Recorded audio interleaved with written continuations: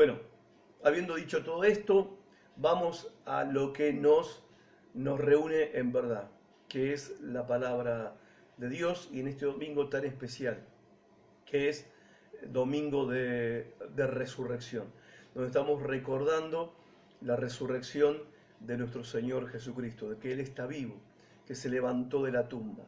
Ahora,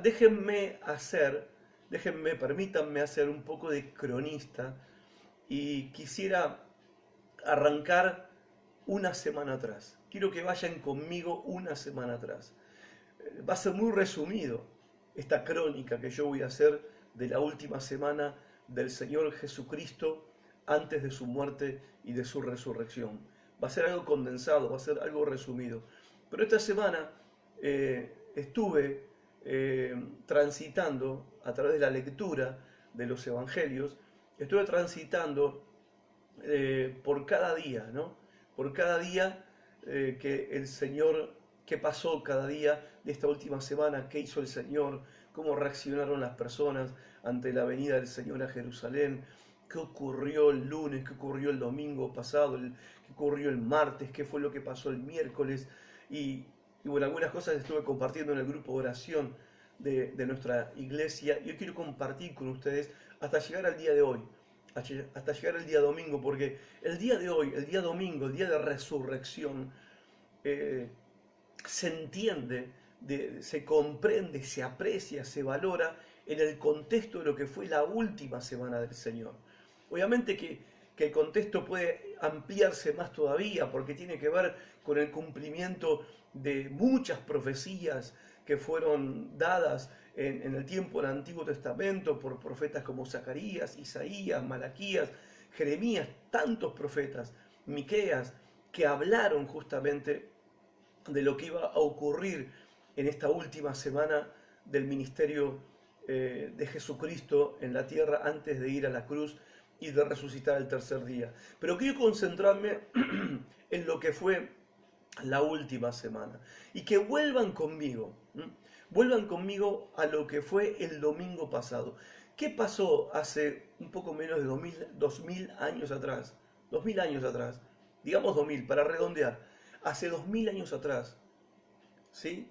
Hace una semana, el domingo pasado, hace 2000 años atrás. Bueno, ese domingo que es conocido como el Domingo de Ramos, y yo voy a hacer esta crónica basándome en el Evangelio de Mateo, del capítulo 21 hasta el capítulo 27 inclusive. Y luego vamos a llegar al capítulo 28, que es el Domingo de Resurrección. En el capítulo 21 comienza el domingo pasado, con el Domingo de Ramos como lo conocemos, y por qué se le dice Domingo de Ramos, bueno, justamente tiene que ver porque el domingo pasado fue la entrada triunfal de Jesús a la ciudad de Jerusalén. La entrada triunfal de Jesús como el rey que ha venido a Jerusalén. El hijo de David, el rey prometido, ha venido a Jerusalén.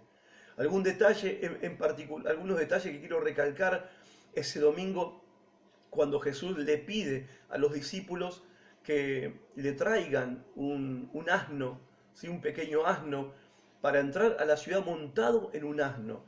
Y eso no era algo casual. Los reyes podían entrar a una ciudad de dos maneras. En su caballo blanco, ¿sí? O podían entrar montado sobre un pequeño asno. Según en qué venía montado, tenía eso un mensaje. Si un rey venía a una ciudad montado en un caballo, significaba que venía ese rey a conquistar la ciudad, venía en son de guerra, a conquistarla. Pero cuando un rey venía, ¿sí?, en son de paz, y venía para paz y para bendecir la ciudad, ese rey no venía montado en su caballo, sino que ese rey venía montado en un pequeño asno. Cuando los discípulos se dan cuenta de que Jesús está pidiendo un asno para entrar montado en el asno a la ciudad de Jerusalén, los discípulos se sacan sus mantos y lo ponen sobre el lomo del pequeño asno como cabalgadura para que el rey se sentara. Ellos comprenden en ese momento que Él es el rey prometido. Él va a cumplir en ese momento la profecía de Zacarías capítulo 9, versículo 9. Y no solamente esto lo comprenden los discípulos, sino que a medida que él comienza su entrada a la ciudad de Jerusalén, las personas que lo ven a Jesús entrando, montado en ese pequeño asno, se sacan sus mantos y lo tiran al piso como una alfombra porque el rey está entrando en medio de aclamaciones, en medio de hosanas. Hosana significa Dios, sálvanos ahora. Eso significa hosana al Hijo de David. Hosana, Hijo de David, sálvanos ahora, Hijo de David. Y la gente cortaba palmas, y por eso se llama Domingo de Ramos, porque la gente cortaba palmas y con sus palmas saludaban al rey que estaba entrando a la ciudad, y se conmocionó toda la ciudad de Jerusalén. Jesucristo estaba siendo recibido y aclamado como el rey prometido y que ahora estaba viniendo a la ciudad de Jerusalén. El día lunes de esta semana que pasó hace 2000 años atrás, Jesús vuelve a la ciudad. Después de él, en su entrada triunfal del domingo, él sale de la ciudad y se va a Betania. Él no paraba en Jerusalén, no dormía en Jerusalén, sino que estaba durmiendo en Betania. Él cada día se iba a Betania y volvía por la mañana. El lunes por la mañana, él vuelve de Betania, entra a la ciudad de Jerusalén y va directamente al templo. Todo esto que estoy relatando lo puedes leer en Mateo 21 al 27 después. Es apasionante ver la crónica de lo que ocurrió día por día. Jesús entra al templo y entra para limpiarlo. Porque en el templo estaba dividido, estaba el lugar santísimo, el santuario, que se dividía en lugar santísimo, lugar santo, y estaba el atrio. Luego había el atrio exterior, ahí donde se reunían las mujeres, y que no podían entrar al lugar donde solamente a los hombres les era permitido entrar. Y después había otro atrio, ¿sí?, externo, que era el atrio de los gentiles. Era para aquellos que no eran judíos, pero que querían adorar al Dios de Israel. A ellos solamente se les permitía entrar al atrio de los gentiles.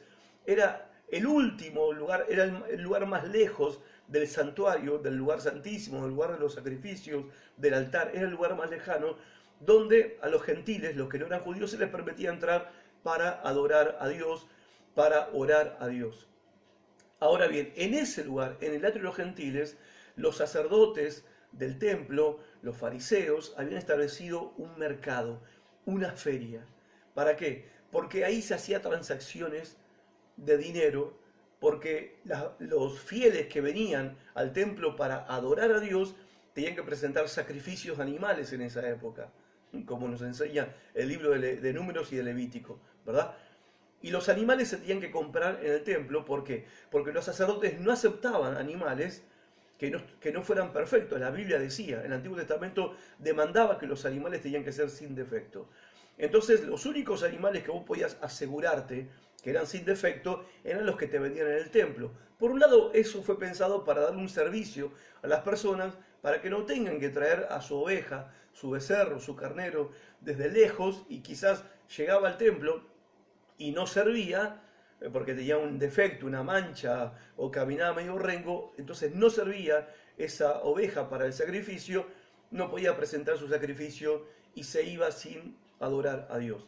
Entonces los sacerdotes establecieron un servicio para que las personas vinieran con su dinero y compraran ahí la oveja apta para el sacrificio. El tema es que esto se degeneró y terminó siendo un negocio. Y por otro lado, el dinero que recibían en el templo no era el dinero que se usaba en la calle, en el Imperio Romano, porque era un dinero contaminado, era un dinero pagano. El templo tenía su propia moneda. Como pesos y dólares, ¿verdad? Digamos que ellos no aceptaban pesos, solamente aceptaban dólares. Entonces se convirtió todo en un negocio, y en el atrio de los gentiles había ahí animales en corrales, había mesas, como casas de cambio, pero eran mesas de cambistas, donde se hacían negocios terribles. Esa es la verdad. La gente venía con su dinero y ahí le cobraban cualquier cosa por un becerro. Al cambio de dinero, el cambio era totalmente desfavorable para las personas que venían a adorar al templo. En definitiva, Jesús entró, ya está la segunda vez que entra al templo para limpiarlo. Lo hizo al principio de su ministerio, esto está en Juan capítulo 2, pero cuando está terminando su ministerio en la última semana, entra de nuevo y limpia el templo, tira las mesas de los cambistas, termina con las casas de cambio, rompe los corrales, libera a los animales y les reclama, les reprocha a los líderes judíos que habían hecho de la casa de Dios, que tenía que ser una casa de oración, que le habían convertido en una cueva de ladrones, cumpliendo Jesús lo que Malaquías había profetizado que el Mesías iba a hacer en Malaquías capítulo 3, versículo 1. Cuando él termina de hacer eso en el templo, comienza a sanar a los enfermos, los niños están aclamando a Jesús en el templo, los líderes religiosos reprochan a Jesús porque los niños están diciendo que Él es el Mesías, y Jesús les dice: ¿no escuchaste lo que dice la palabra? Salmo 8.2, se refiere a Jesús: de la boca de los niños y de los que maman se perfeccionó la alabanza. Y si esos callan, las piedras van a aclamar. Bueno, esto enardecía a los líderes judíos, y Jesús ese día lunes comienza a hablarles a los judíos a través de parábolas contra ellos, diciéndoles a través de estas parábolas que ellos eran una generación que Dios estaba desechando, una clase de líderes que Dios estaba desechando, y que Dios iba a levantar un nuevo pueblo de hombres y mujeres que iban a darle a Dios el fruto de santidad, de justicia, de amor, de gracia que Dios estaba esperando de su pueblo. Y esas parábolas las pueden ver allí en Mateo capítulo 21 en adelante. Es cuando Jesús también maldice la higuera. Cuando sale del templo, Jesús maldice la higuera como un acto simbólico de que la higuera no tenía frutos, los frutos que él esperaba, entonces queda maldecida. Y ese es un mensaje simbólico de lo que iba a ocurrir a la nación de Israel por rechazar al Mesías y por no darle a Dios el fruto de justicia, de amor, de misericordia que Dios estaba esperando de su pueblo. Eso fue el lunes. El día martes Jesús vuelve al templo, el lunes se va a Betania a dormir, el martes vuelve al templo, estoy hablando del martes de esta semana, hace 2000 años atrás. Ahí en el templo ellos cuestionan la autoridad de Jesús, le preguntan: ¿con qué autoridad tú estás haciendo todas estas cosas?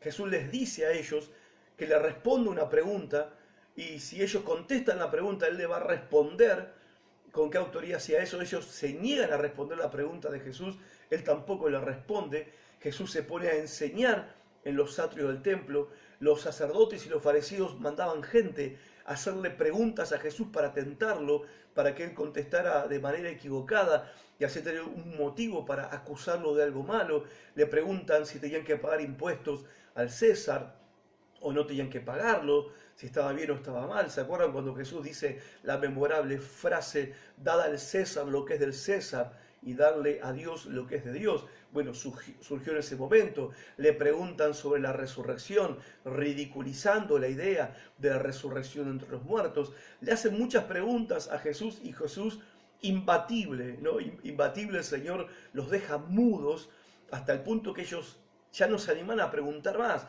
Y cuando ellos quedan mudos, Jesús empieza a proclamar los ayes, o sea: ay de ustedes, escribas, fariseos, sacerdotes, hipócritas, ay de ustedes. 7 ayes, cuando la Biblia dice ay, hermanos, ay sin H, ¿no?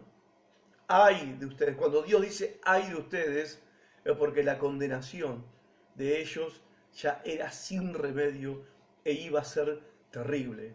Guías, ustedes son ciegos, guía de ciegos, y están llevando toda una generación al pozo del abismo, al pozo de la condenación. Ahora, Jesús decía esto con un corazón partido.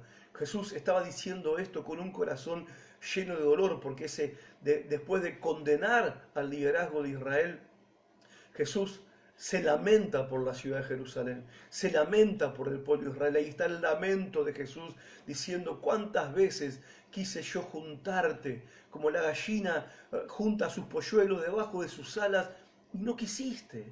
Le está diciendo Dios a través de Jesucristo, su Hijo, al pueblo de Israel y al liderazgo judío: te mandé maestros, te mandé profetas, vine yo mismo, vine yo que soy el Hijo de Dios, para que vengan, vuelvan a Dios, se vuelvan a Dios, para que se reconcilien con Dios, para que disfruten de la salvación de Dios, de la bendición de Dios, de la protección de Dios, y no quisieron, y Jesús se lamenta, llora por la ciudad de Jerusalén, y ahí Jesús lanza su profecía.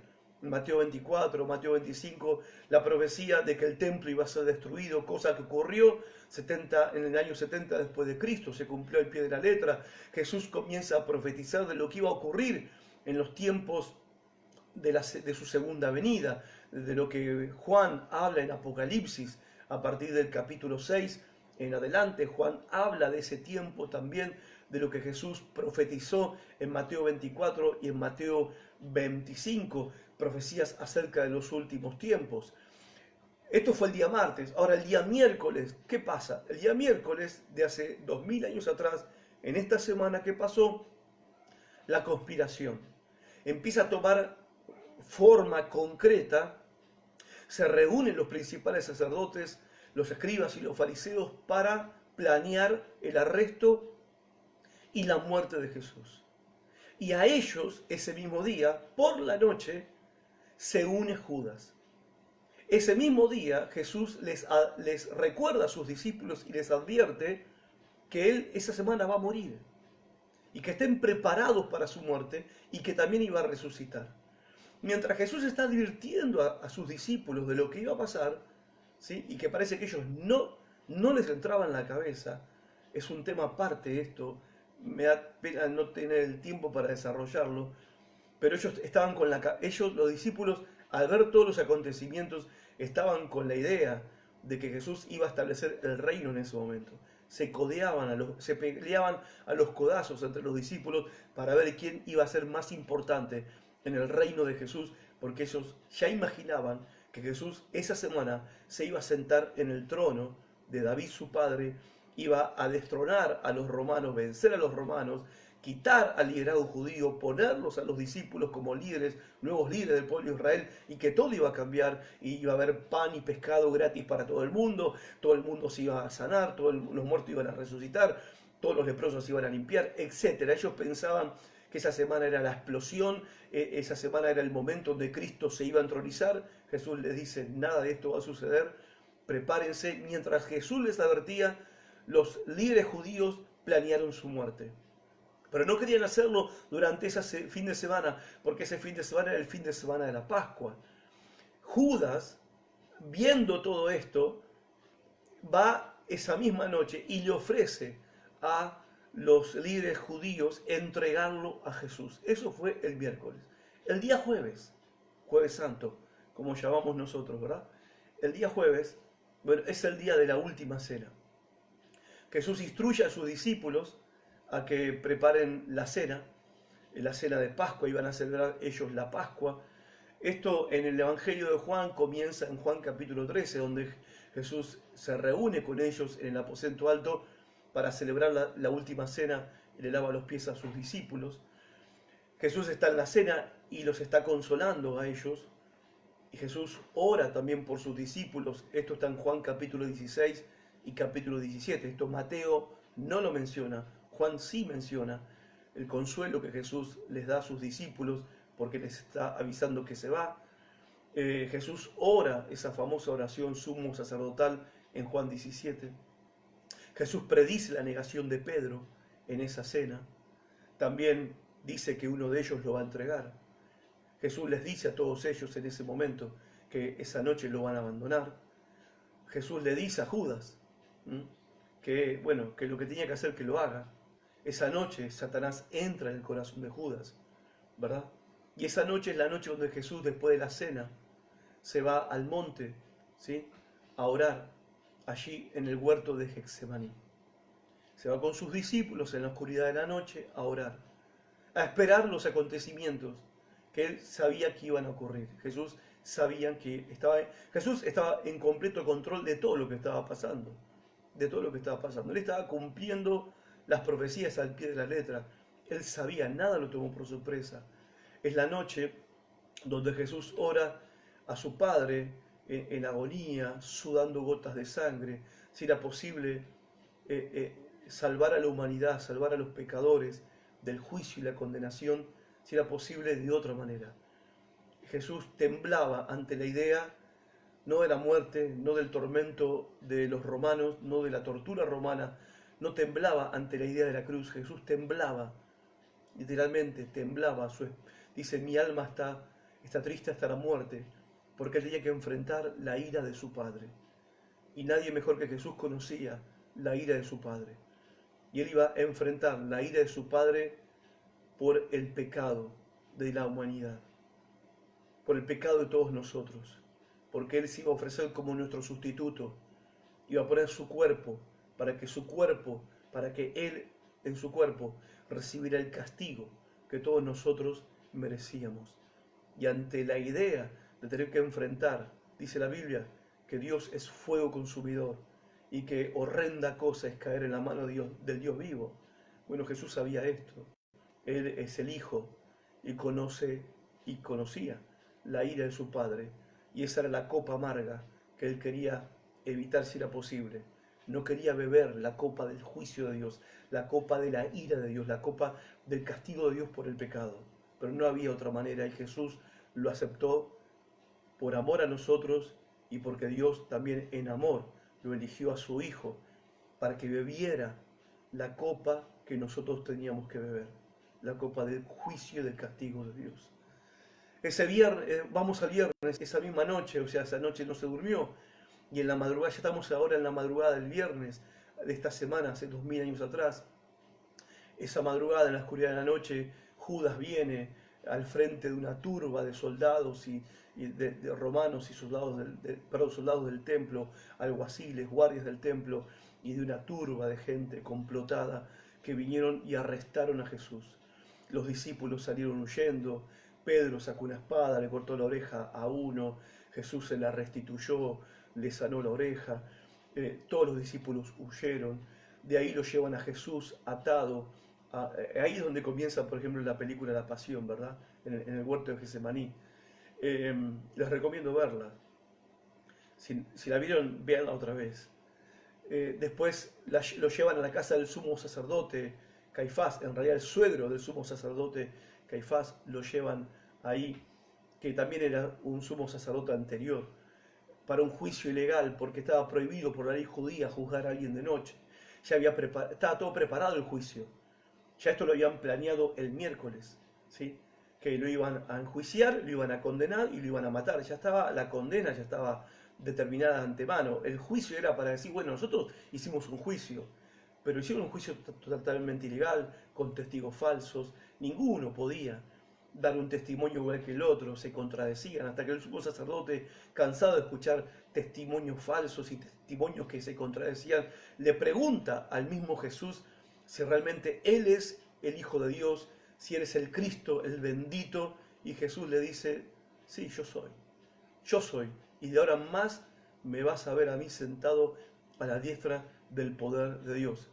Como diciéndole el Señor Jesucristo, vas a verme a mí, ¿sí? Ahora vos me estás juzgando a mí, pero pronto me van a ver ustedes a mí, juzgándolo a todos ustedes, porque me voy a sentar a la diestra de Dios como el juez de toda la tierra. Esto lo llena de ira al sumo sacerdote, se rasga las vestiduras, dice, ¿qué más testimonio que esto necesitamos? Ha blasfemado porque él dice que es el Hijo de Dios, él se hace a sí mismo Dios. Y entonces ahí los soldados del templo y los guardias del templo empiezan a golpearlo, a maltratarlo, lo condenan a muerte y temprano a la mañana, al amanecer de ese día viernes, lo llevan ante Pilato. Pilato trata de todas formas de hacerlo zafar, pero no hay manera. Lo hace flagelar por los soldados romanos, lo hace que lo azoten al punto tal de dejarle solamente un hilo de vida para ser crucificado, porque clamaban por la crucifixión. Pilato lo atormenta y lo azota y lo castiga con una crueldad terrible para ver si al verlo arruinado, sufrido, destruido físicamente, los sacerdotes y los judíos se calmaban. Pero al contrario, cuando lo presenta Jesús delante de la multitud, arruinado, destruido, ensangrentado, después de haber sido torturado y azotado de una manera indecible, indescriptible, como nadie jamás había sufrido un suplicio como ese, la multitud comienza a gritar, motivada por los líderes judíos, con más fuerza que lo crucifiquen. Ahí Pilato se lava las manos, esto fue el viernes, se lava las manos y se lo entrega a los judíos para que lo crucifiquen. Y ahí es cuando los soldados romanos lo toman a Jesús, se burlan de Jesús y ponen sobre Cristo nuestro Señor una cruz pesada que no podía llevar y literalmente no la pudo llevar hasta el monte Calvario, hasta el Gólgota, que es el mismo nombre. Calvario y Gólgota significan lo mismo, el monte de la calavera, y que a mitad de camino tuvieron que escoger a Simón, contra el Simón que iba pasando, para que llevara la cruz juntamente con Jesús, para Jesús, porque él ya no podía soportar el peso de esa cruz. Y a las 9 de la mañana, un viernes, hace 2000 años atrás de esta semana, crucifican al Señor Jesucristo, y el Señor Jesucristo a las 3 de la tarde, a las 12 del mediodía, se oscurece todo el cielo se oscurece ese viernes, todo el cielo se oscurece. Y a las 3 de la tarde hay un gran terremoto, se parten las piedras, se sacude el mundo entero. Y dice la Biblia que ahí Jesús proclamó, ¿sí?, la última frase de las 7 frases que Jesús dijo en la cruz: consumado es, y entregó su espíritu. Y Cristo muere un viernes, hace 2000 años atrás de esta semana, a las 3 de la tarde, cumpliendo la profecía de Isaías 53. Y ese mismo día es sepultado en un sepulcro, una tumba nueva, de un hombre rico llamado José de Arimatea, cumpliendo la profecía de Isaías 53. Ahora llegamos al sábado de hace 2000 años atrás, de esta semana, ayer. Qué día terrible el sábado. Yo estaba pensando ayer, ¿no? Qué día terrible. Ese día fue un día negro. Me contaba un pastor amigo que cuando él era chico, acá en Concordia, él se crió acá en Concordia, que cuando era chico, el día sábado de Semana Santa, los padres no dejaban, te estoy contando hace muchos años atrás, los padres no dejaban que los chicos anduvieran en la calle, porque era el día de las tinieblas, y los chicos tenían que estar todos dentro de su casa, y miraban por la ventana a ver qué pasaba en la calle, porque el día sábado era el día de la oscuridad. Jesús estaba muerto. Era el día donde el diablo estaba riéndose, era el día donde los demonios hacían lo que querían, era el día de las tinieblas, el día de oscuridad. Y me contaba este pastor que cuando era chico, todos los chicos tenían que esconderse en su casa, porque era el día terrible. Bueno, ese día, hace 2000 años atrás, el día sábado, fue un día terrible para los discípulos del Señor. Fue un día negro, un día oscuro, fue un día tristísimo, fue un día de zozobra, de angustia, de aflicción, indescriptible. Pero también es el día donde los sacerdotes, que es el día de reposo para ellos, los sacerdotes van a Pilato para pedirle por favor que asegure la piedra que habían puesto en la puerta de la tumba. Porque ellos recordaban que Jesús había prometido que iba a resucitar. Qué cosa curiosa, porque los discípulos no lo estaban recordando. Los discípulos no estaban frotándose las manos diciendo, bueno, preparémonos muchachos porque el domingo de la mañana el Señor vuelve. No, ellos estaban deprimidos, desanimados, angustiados, mal. Porque ellos, en verdad, ellos no creyeron. Los discípulos no creyeron lo que Jesús les había dicho, que no creyeron la promesa de que él iba a resucitar después de su muerte, después de su crucifixión. Y Jesús se los había dicho muchas veces, pero ellos no lo creyeron. Ahora, los enemigos de Jesús estaban al tanto de esa promesa y estaban creyendo, literalmente. Ellos sabían que Jesús era el Hijo de Dios, ¿se entiende? Esto confirma que el liderazgo judío sabía que Jesús era el Hijo de Dios y ellos querían impedir la resurrección. De una manera torpe, ¿verdad? De una manera tonta, necia, tosca, porque si va a resucitar el Hijo de Dios, que selles la piedra, que selles la puerta de la tumba y que pongas una guardia, no lo iba a evitar, pero ellos querían hacer todo lo posible. Escuchen, se animaron a matar al Hijo de Dios sabiendo que era el Hijo de Dios, se animaron a matarlo y a llevarlo a una cruz. ¿Cómo no se van a animar a sellar la puerta de la tumba y poner soldados romanos para que hagan la guardia? Así que fueron esa mañana rompiendo el día de reposo.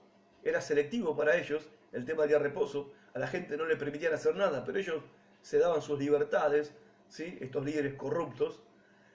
Y le van y le piden a Pilato, y Pilato le dice, está bien, vayan, hagan lo que tengan que hacer, aseguren la puerta de la tumba, como Pilato diciendo, un muerto no se va a escapar nunca. Y por más que los discípulos lo quieran sacar, los discípulos no está ninguno, están todos escondidos. Los discípulos no van a poder remover tampoco esa piedra pesada y gigante. Pero bueno, vayan, hagan lo que tengan que hacer. Y se les dio una guardia de soldados romanos para que hagan guardia en la puerta de la tumba y sellaran la tumba con el sello imperial. O sea, es como una faja. Cuando se clausura un lugar, hoy en día se pone una faja de seguridad en la faja tiene un sello del gobierno, ya sea de la nación o de la provincia, que es inviolable, porque es un delito violar un sello gubernamental, una faja gubernamental. Bueno, habían sellado la tumba de tal manera que no se podía abrir, estaba absolutamente prohibido a pena de muerte. Y había soldados romanos haciendo guardia todo el día, y guardias que se iban escalonando. Y ahora llegamos al domingo a la mañana. Un día como hoy, hace 2000 años atrás, y acá quiero que me acompañen en la Biblia, en Mateo capítulo 28, versículo 1. Espero no haberlos aburrido con esta crónica de lo que pasó la última semana. Pero ahora viene, no sé si es la mejor parte, pero es el final glorioso. Toda esta semana fue tremenda y gloriosa y fue impresionante. Y es impresionante. Pero el domingo es el sello, o sea, el domingo es el sello glorioso de lo que fue esta semana. Acompáñenme a Mateo 28, versículo 1 al versículo 10, vamos a leer ahí. Mateo 28, 1. Acompáñame ahí en tu Biblia. Dice, pasado el día de reposo, al amanecer del primer día de la semana, vinieron María Magdalena y la otra María a ver el sepulcro. Y hubo un gran terremoto, porque un ángel del Señor, descendiendo del cielo y llegando, removió la piedra y se sentó sobre ella. Su aspecto era como un relámpago y su vestido blanco como la nieve. Y de miedo de él los guardas temblaron y se quedaron como muertos, desmayados. Mas el ángel respondiendo dijo a las mujeres, no temáis vosotras, porque yo sé que buscáis a Jesús, el que fue crucificado. No está aquí, pues ha resucitado, como dijo. Venid, ved el lugar donde fue puesto el Señor. E id pronto y decid a sus discípulos que ha resucitado de los muertos, y aquí va delante de vosotros a Galilea. Allí le veréis. He aquí os lo he dicho.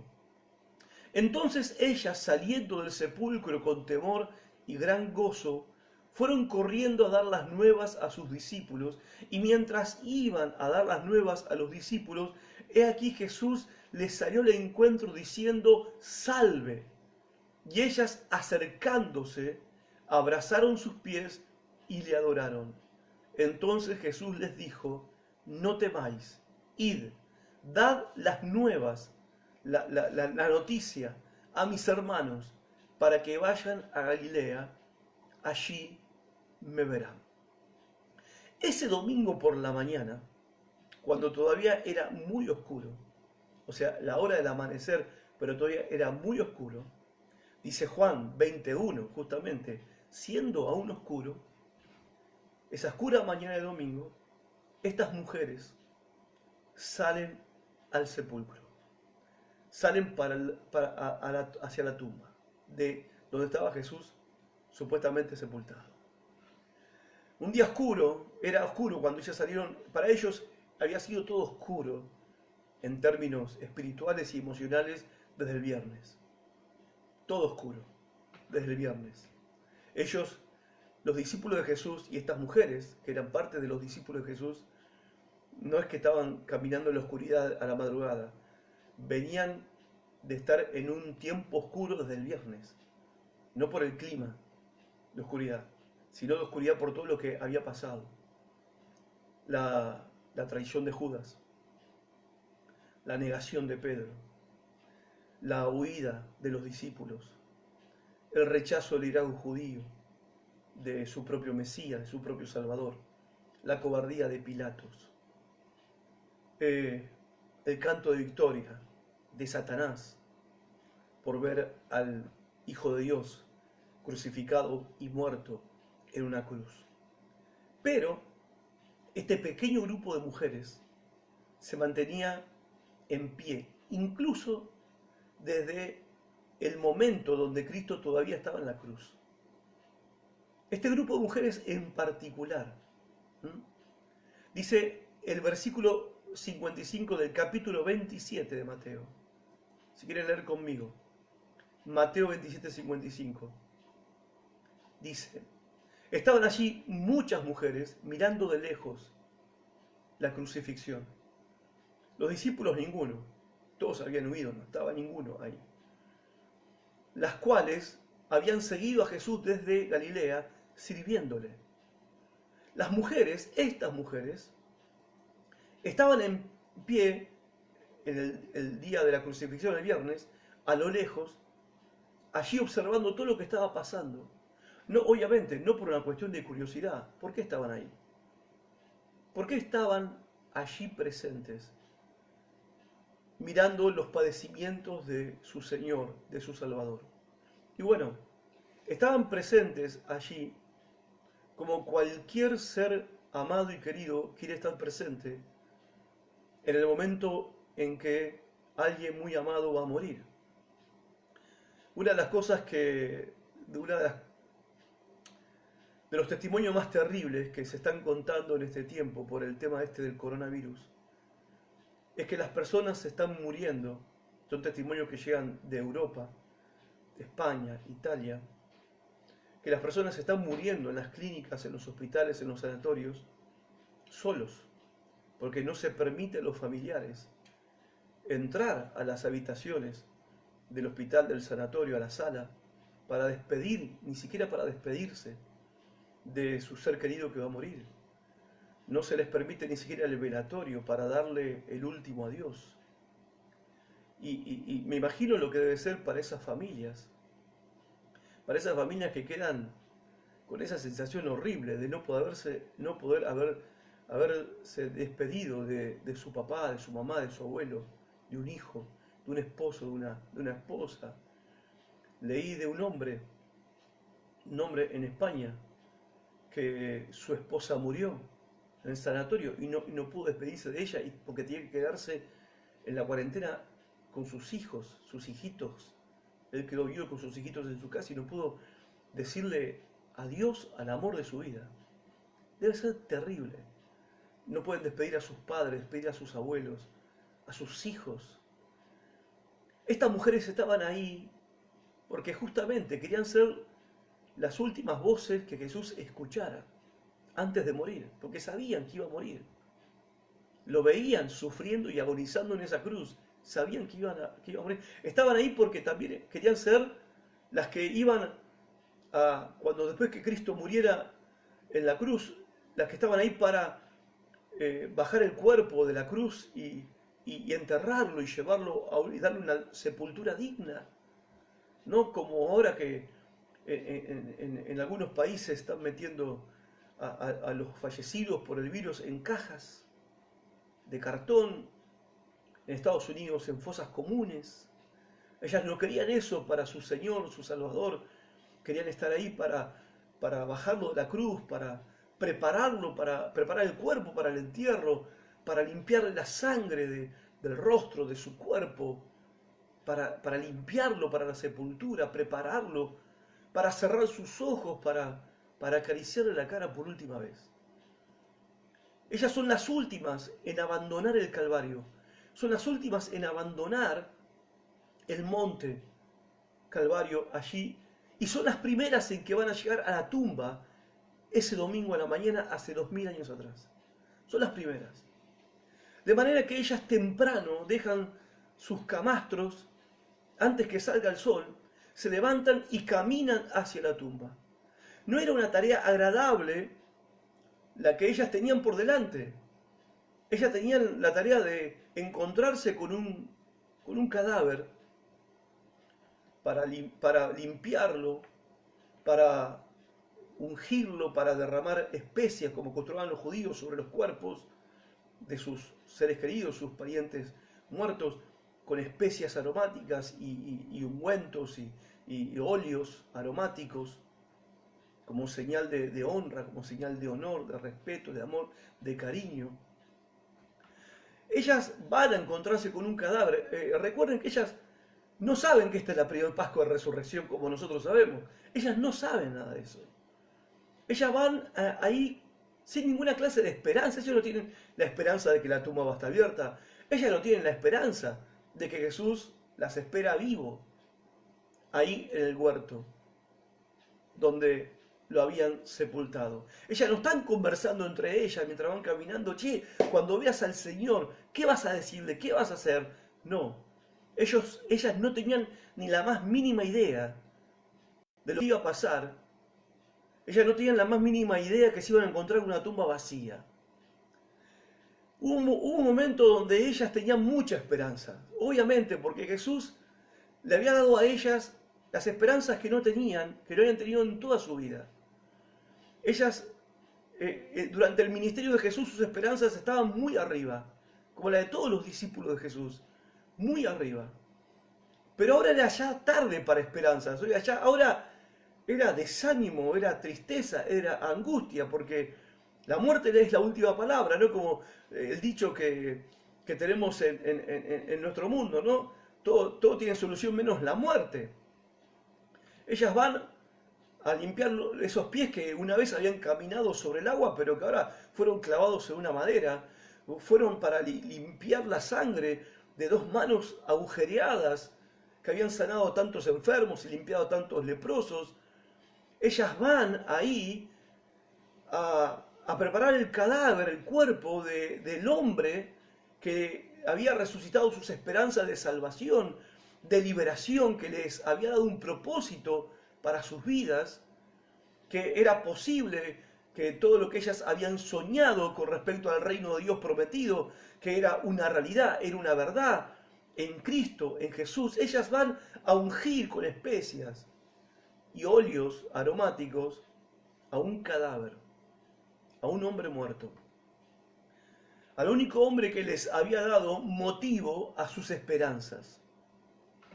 Ahora, ellas van, y no es la esperanza la que está llevando a las mujeres a la tumba. ¿Qué es lo que las motiva a ellas a ir? No, ellas no van porque están esperando una resurrección. Ellas van a la tumba esa mañana porque tienen un deber que cumplir. O sea, lo que las motiva a estas dos Marías, ¿sí? De todo el grupo de mujeres eran estas dos Marías, la que motiva a estas mujeres era el deber. Pura devoción, hermanos. Pura devoción. Es la única motivación. Porque ellas van en busca del cuerpo de Jesús, de un Jesús que ya no podía darles nada. O sea, no van con la esperanza de recibir, ellas van para dar. Para dar. Van para cumplir con su deber. Van porque tienen amor y devoción. Porque Jesús, ¿qué podía darles a ellas ahora? No podía darles nada. Ellas lo creían muerto. ¿Qué puede ofrecer un muerto? Un muerto no puede ofrecer nada. Estas dos mujeres están subiendo el monte de la tumba, del sepulcro, no para recibir, sino para dar. Y, gente, no existe motivación más grande ni sublime que esta. No existe. Y quiero decirles que también nosotros somos llamados a dar, de la misma manera que ellas. También nosotros somos llamados a hacer lo que hay que hacer porque es nuestro deber. A amar sin esperar recompensa, ni esperar la devolución para ser amados. A perdonar aun cuando nosotros no seamos perdonados. Somos llamados, ¿sí? Nosotros, a dar a personas que quizás nunca te den gracias de nada. Bueno, nosotros somos llamados a eso, porque eso es lo que es la marca de un verdadero discípulo del Señor Jesucristo.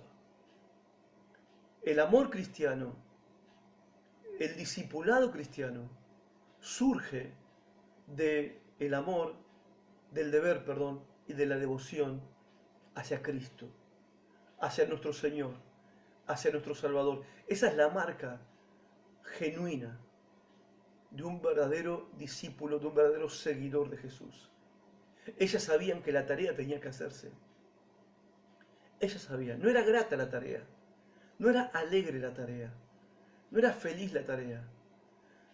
Y quizás ellas podían haberse puesto a pensar, bueno, pero que lo haga Pedro, que era el líder de los 12. Que lo haga Juan, que se recostaba en su pecho en la última cena.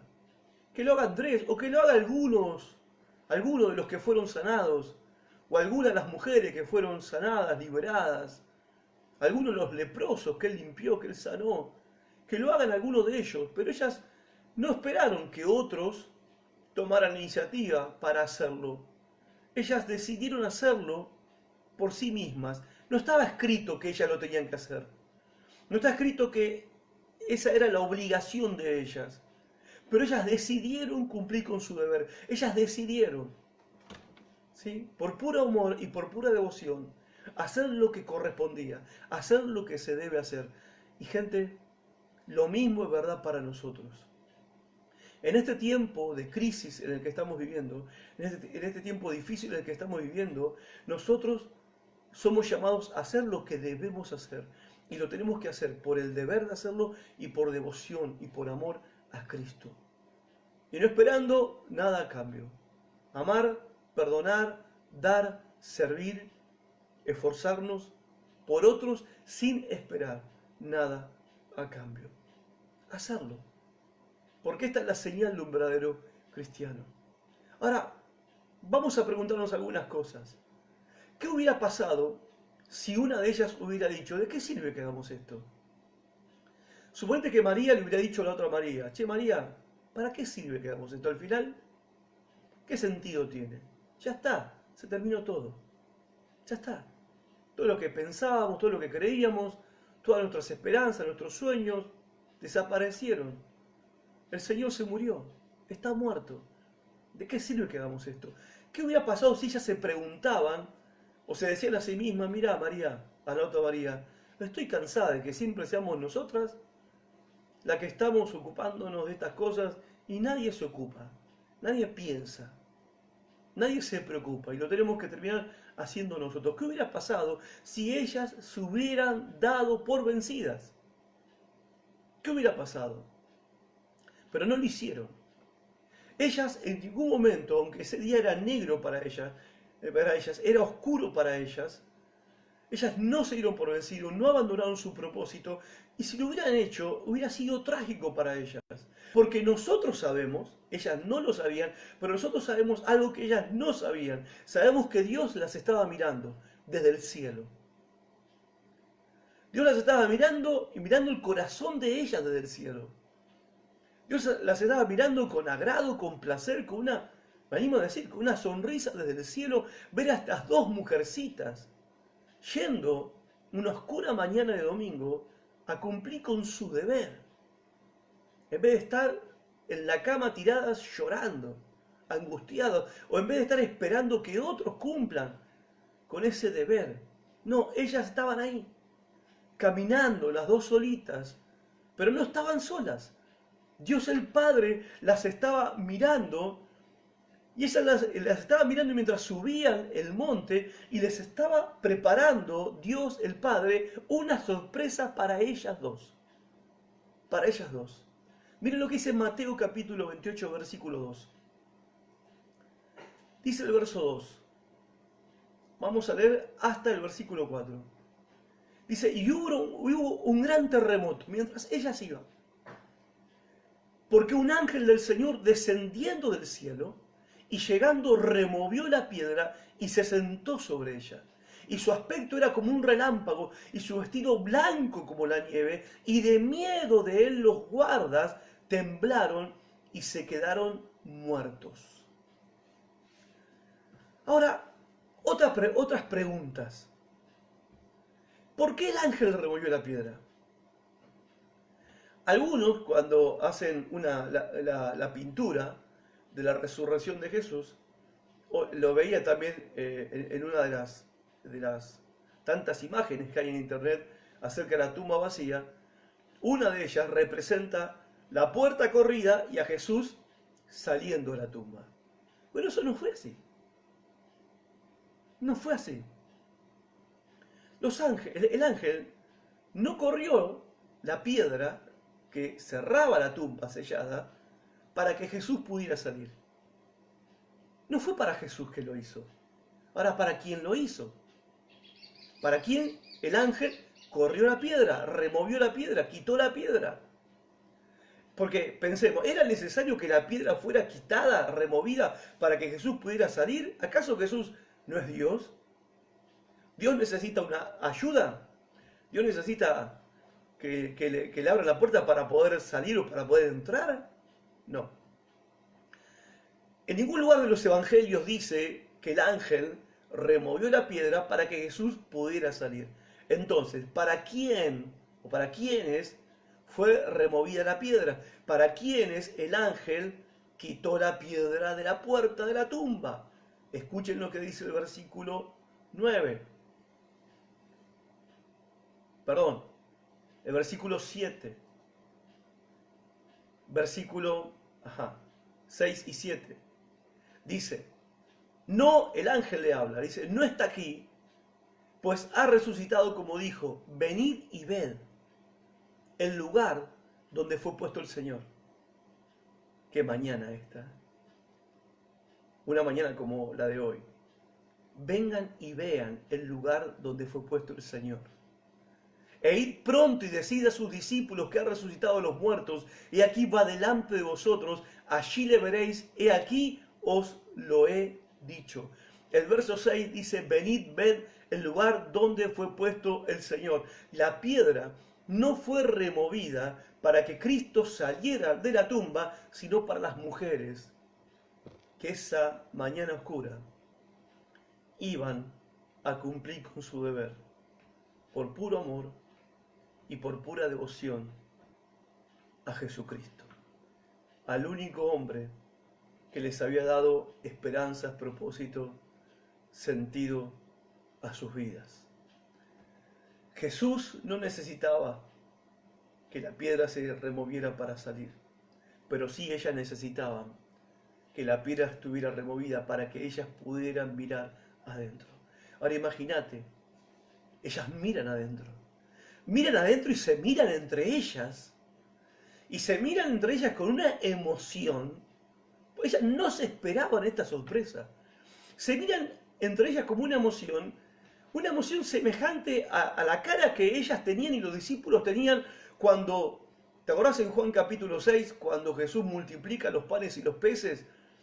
Había siete panes y 2 peces y le da de comer a una multitud de 5.000 hombres, sin contar mujeres y niños, eran como 20.000.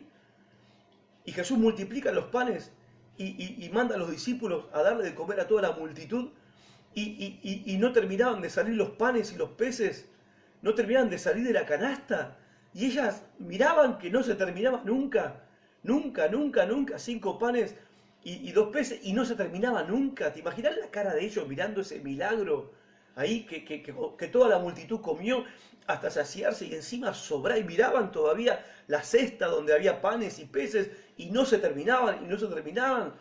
Yo imagino que en ese momento ellas se miran a sí mismas, a sí mismas entre ellas, con esa misma emoción de que están siendo testigos de algo maravilloso, de algo sobrenatural, de un milagro, de una sorpresa inconcebible para ellas.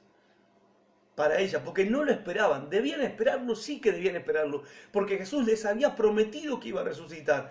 Pero bueno, no lo esperaban. No lo esperaban. Entonces ahí la emoción del alma se inflama otra vez.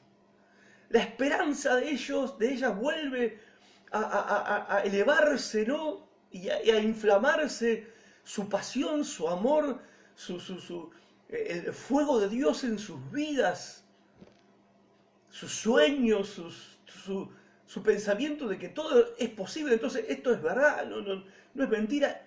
Y ellas caen en esta realidad, están tratando de caer en esta realidad cuando el ángel le dice que vayan a decirle a los discípulos que estaban encerrados que lo que había pasado. Y el ángel no se lo tiene que decir dos veces.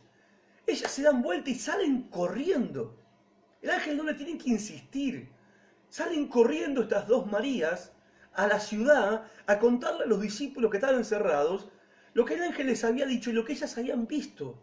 Ya no era oscuro, el sol había salido, Jesús se había levantado de los muertos, pero mientras ellas corrían, todavía les esperaba otra sorpresa.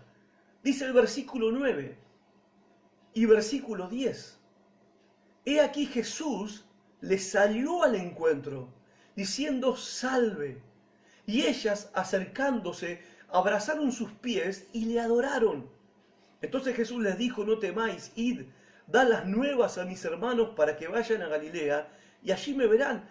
Mientras ellas van corriendo, Jesús les tenía preparada otra sorpresa. Les sale al encuentro. Él mismo les sale al encuentro. Y la saluda, ese saludo salve, es un saludo tan particular, típico de esa época, porque la palabra salve significa alegría, gozo, regocijo. Nosotros decimos, hola, ¿qué tal? ¿Cómo te va? Así es como nos saludamos. Bueno, ellos no se saludaban así. Jesús no la saludó de esa manera. Es un saludo, pero no es hola, acá estoy. La palabra salve, la raíz de esa palabra griega, es la palabra alegría, la palabra gozo, la palabra regocijo. Y salve es una orden. Es una orden. Jesús se aparece, sale al encuentro de ellas y la saluda con una orden como diciendo, alégrense, alegría, alegría. No sé cómo expresarlo, pero eso es lo que la palabra significa. Y ellas se acercan a Jesús, abrazan sus pies y lo adoran al Señor. Y al Señor ahí le tiene que decir, bueno, muchachas, vayan, no tengan miedo, no teman, esto es real, esto es verdad, acá estoy, he resucitado, estoy vivo, vayan a mis hermanos, avísenle que vayan a Galilea, porque ahí me van a ver. Este Dios en el que nosotros adoramos, hermanos, este Dios en el que nosotros creemos, es el Dios de las sorpresas. Es el Dios que sorprende a sus fieles. Es el Dios que sorprende a los que le aman. Es el Dios que sorprende a aquellos que con devoción cumplen con su deber cristiano aún en los momentos más difíciles, en las peores crisis, aún en los días más oscuros. Es el Dios que nos va a sorprender. Es el Dios que te va a sorprender.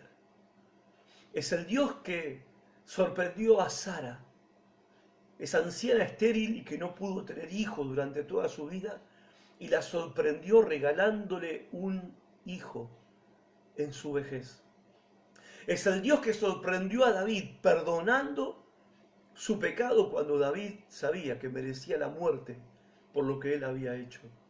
Y Dios lo sorprendió derramando su gracia sobre David y dándole también su perdón. Ese es el Dios que resucitó allí, ese domingo de resurrección, hace 2000 años atrás. Es nuestro Dios.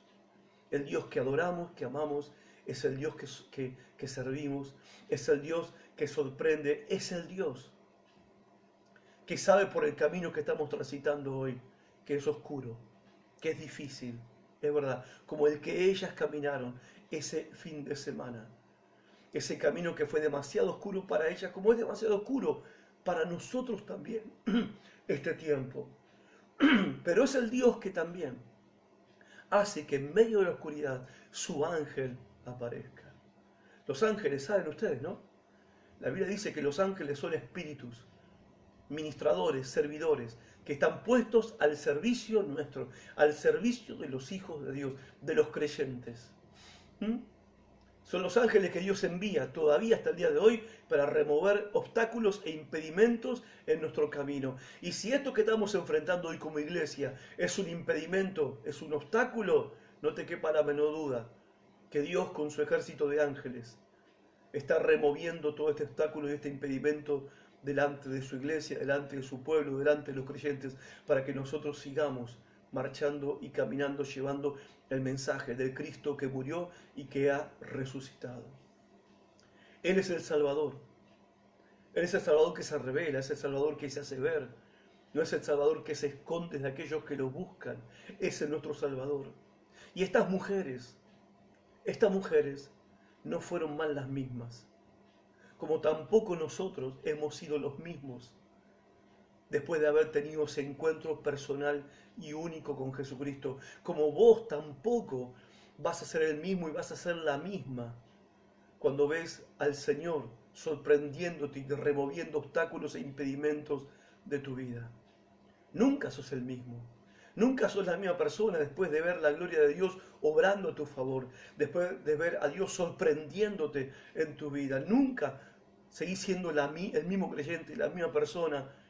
Y si vos que me estás viendo y escuchando no conoces a este Cristo, el día que tengas un encuentro con Él, que bien puede ser hoy, este día y este momento, nunca más vas a ser la misma persona, como ellas tampoco fueron a partir de ese día más, nunca más las mismas mujeres. Y hay cosas que aprendemos de este relato, de este simple relato, sencillo relato, pero relato glorioso y esperanzador. ¿Qué aprendemos? Que Dios nos está mirando siempre. Que Dios, nuestro Padre, nos está mirando desde el cielo mientras nosotros estamos caminando. Y que por eso no hay que rendirse. Por eso nunca hay que darse por vencido. Por eso nunca hay que cansarse de hacer el bien, de hacer lo correcto, de cumplir con nuestro deber cristiano. Nunca hay que cansarse. Nunca hay que bajar los brazos. Nunca hay que rendirse, desanimarse. No hay que abandonar. Estás en la noche negra, no aflojes. El camino es oscuro, no te rindas. Es largo el camino, no te canses. Porque Dios te está mirando. No estás caminando solo, no estás caminando sola. Y es posible que en este mismo momento, mientras estamos caminando, en medio de esta crisis, en medio de esta oscuridad, Él esté diciendo a su ángel que remueva los impedimentos, ese impedimento que está delante tuyo, que está en tu camino y que nada ni nadie puede remover. No abandones, no aflojes, no pierdas, no eches a perder la respuesta a todas tus oraciones, porque sus respuestas sin duda vendrán y el Señor te sorprenderá. Dios todavía envía ángeles, Dios todavía remueve obstáculos, Dios todavía remueve impedimentos, Dios todavía sorprende a aquellos que lo aman, que le sirven con devoción, con amor, desinteresadamente, que están para dar sin esperar recibir. Dios todavía a ellos los sorprende. Ahora, alguno me puede decir en esta mañana, y termino con estas palabras.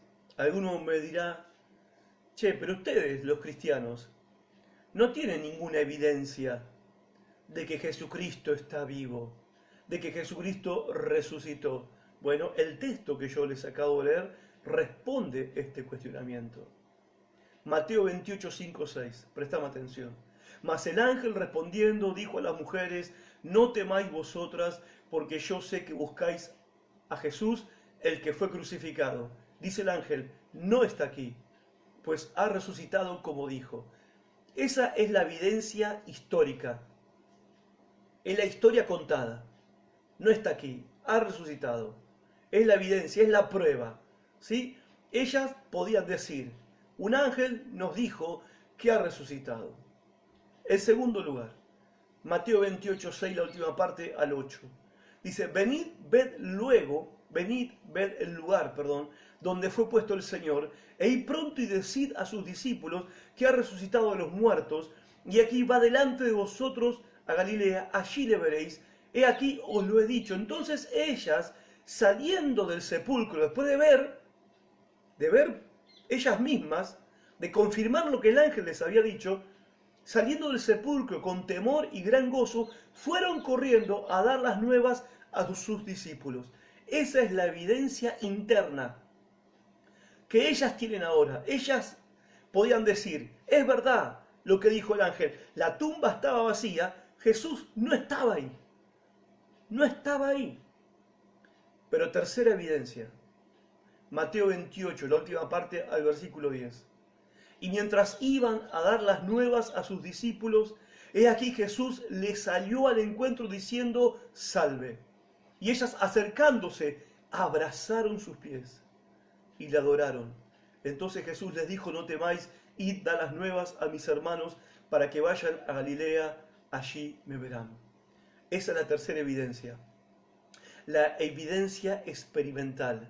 Ellas podían decir, nosotras, lo vimos, lo tocamos, lo abrazamos, lo adoramos.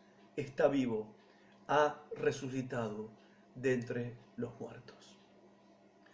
No hay acontecimiento histórico con mayor evidencia a lo largo de la historia de la humanidad que la vida, muerte y resurrección de Jesucristo. Y no son solamente los discípulos de Jesús, ni los que escribieron el Nuevo Testamento, los que aportaron esa evidencia, sino que los mismos enemigos de Jesús, tanto judíos como romanos, han aportado evidencia histórica de la vida, ministerio, muerte y resurrección de Jesucristo. Porque los historiadores, tanto romanos como judíos, de aquella época, atestiguan de la vida, muerte y resurrección del Señor Jesucristo. Esa es la evidencia histórica. En segundo lugar, también es cierto que la tumba está vacía y que el cuerpo, supuestamente robado, como dijeron los judíos, nunca fue encontrado. Lo que se podía, si esto fue un engaño, eso se podía haber resuelto fácil en ese mismo momento. Los sacerdotes judíos y los romanos podrían haber capturado a cualquier discípulo, podrían haberlo torturado para que confesara a dónde habían escondido el cuerpo. Y esta supuesta mentira se hubiera terminado en ese momento.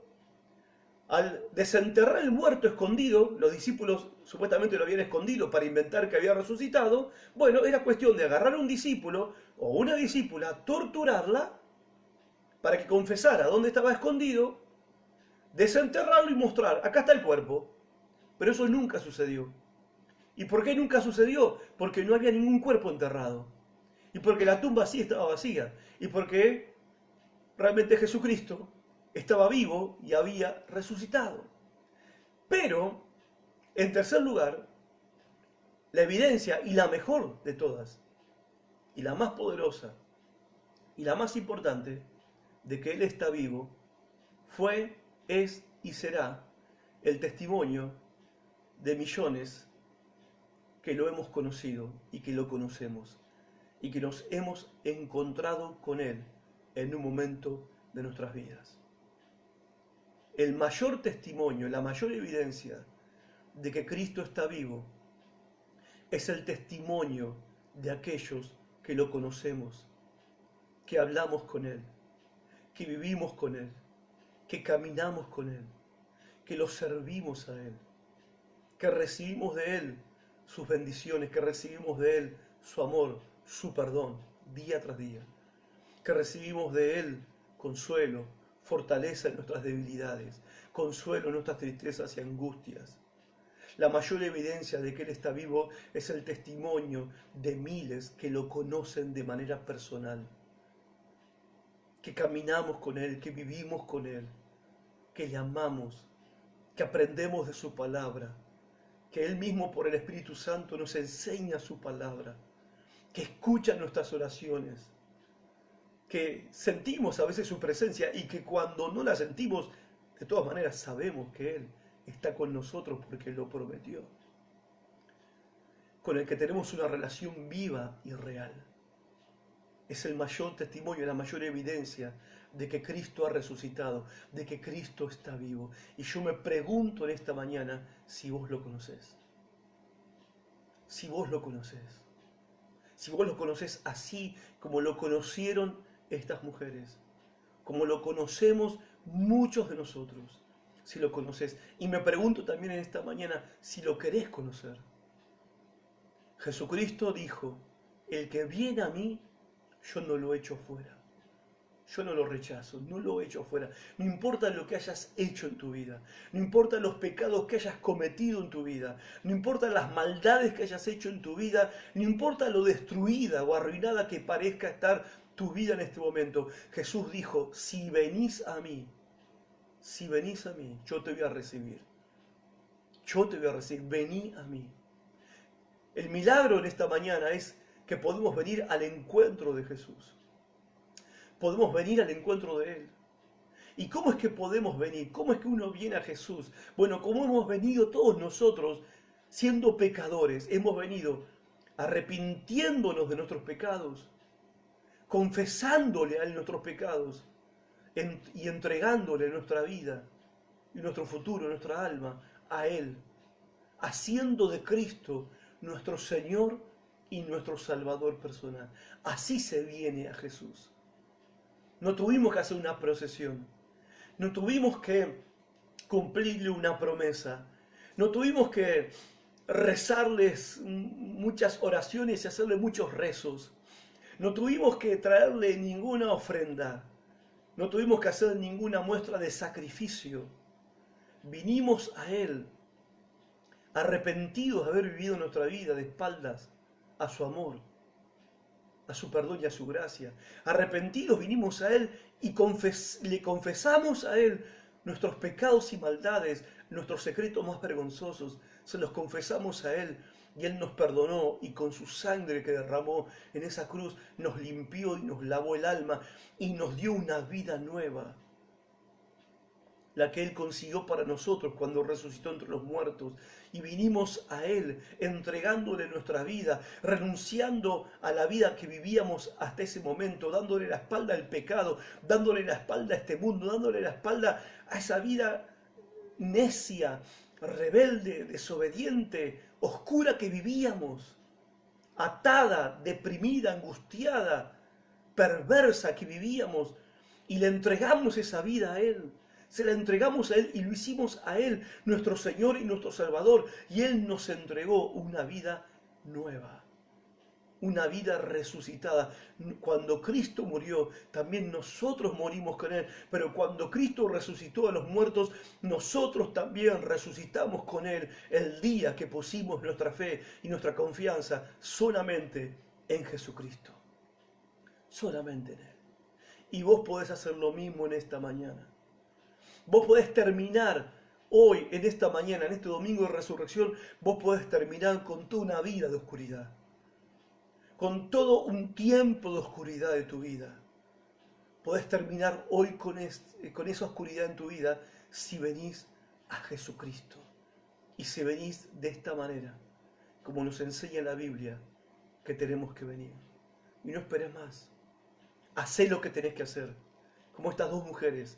Hacé lo que tenés que hacer. Vení a Jesús. Decile, Señor Jesús. Decile, Señor Jesús, yo me arrepiento de mis pecados. Te confieso mis maldades. Te confieso mis pecados. Y te entrego mi vida oscura.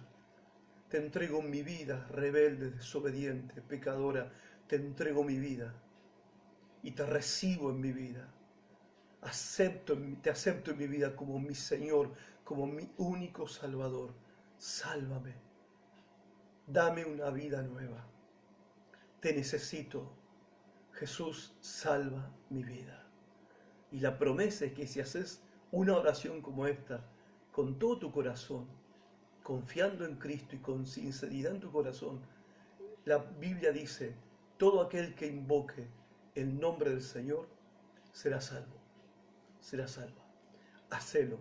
No esperes más. Hacé lo que tenés que hacer. Arrepentir de tus pecados y entregale tu vida a Cristo. Él está vivo. Ha resucitado, como Él dijo que lo haría.